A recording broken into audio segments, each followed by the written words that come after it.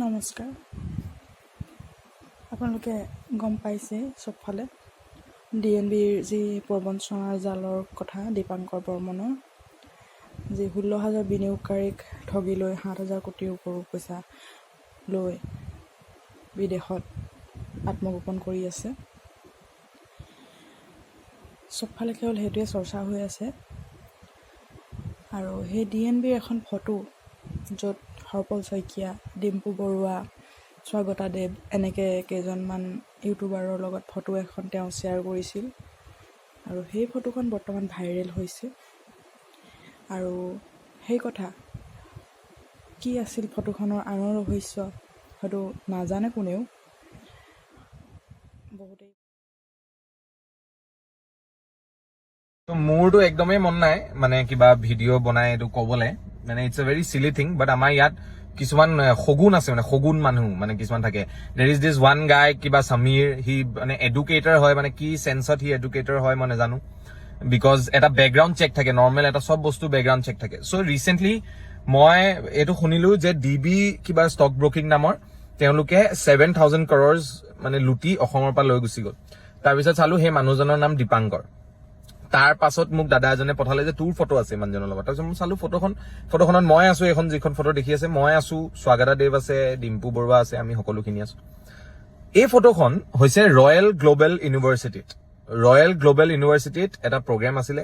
প্ৰগ্ৰেমৰ ডিটেইলছ এইটো, প্ৰগ্ৰেমৰ দুখনমান ইটো সিটো ভিডিঅ'ও আছে মোৰ ওচৰত। এইখিনি সেই প্ৰগ্ৰেমত যেতিয়া বেক ষ্টেজত আমি বহি আছিলো, মানে ষ্টেজলৈ যোৱা জাষ্ট আগতে, তেতিয়া সেই প্ৰগ্ৰেমত আমান গুপ্তাও আহিছিলে। ইনফেক্ট সেইদিনাই, যিদিনা আমান গুপ্তা আহিছিলে সেইদিনাখনেই তাৰ পিছত আমাৰ কিবা টক শ্ব' আছিলে ৰয়েল গ্লোবেল ইউনিভাৰ্চিটিত। তো তাত যেতিয়া আমি বেক ষ্টেজত বহি আছিলো, তেতিয়া এই মানুহজন আহিছিলে দীপাংকৰ নামৰ, আহি কৈছে যে বহুত ভাল ধৰণে কৈছে মানে যে আপোনালোকৰ লগত এখন ফটো তুলিব পাৰিম নেকি, মোৰ নাম দীপাংকৰ হয়, এনেকে পুৰা একদম ছানগ্লাছ পিন্ধি। তো এতিয়া আমি কি কৰিম, মানে মই কি কৰিম যে শ্বাহৰুখ খান নি মই নামাৰো, মানে একদম নৰ্মেল থাকিম। ফটো এখনটো মাৰিবলৈ চবেই সেইকাৰণে চব ৰখি দিছো, তেওঁ আহি তাৰ ওচৰত ৰখি দিছে, ফটো এখন তুলিছে।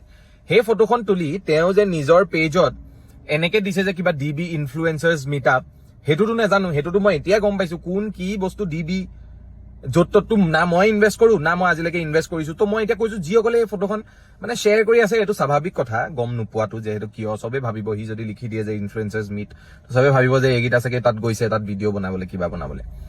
বাট যিসকলে একদম কনষ্টেণ্টলি শ্বেয়াৰ কৰিছে, মানে এনেকুৱা হয় যে তেওঁলোকেই গোটেই ছ'চিয়েল মিডিয়াৰ যি এডুকেশ্যনৰ লাইনটো আছে চম্ভালিবলৈ ৰখি আছে। মই একদম ডিৰেক্ট কৈছো, এটা মোৰ মুখৰ পৰা এনেকুৱা এটা ক্লিপ উলিয়াই দিয়ক বা এনেকুৱা এটা কথা উলিয়াই দিয়ক য'ত মই কৈছো DB নামটোৱেই কৈছো, মানে ষ্টক ব্ৰকিংটো পিছৰে কথা, DB বুলি মই কৈ দিছো। ক'ৰবাত এনেকুৱা কিবা ভিডিঅ' আছে, এনেকুৱা কিবা মোৰ ভিডিঅ' আছে য'ত মই প্ৰমোট কৰিছো, সেইটোক প্ৰমোশ্যন বুলি নকয়। ৰেণ্ডম মানুহ এজনে ফটো তুলিলে, সেই মানুহজনে গৈ যদি কাইলে কাৰোবাৰ মাৰ্ডাৰ কৰি দিয়ে, তো আপুনি সেই মানুহজনৰ লগত ফটোত থকা চবকে ধৰিব নোৱাৰে ন।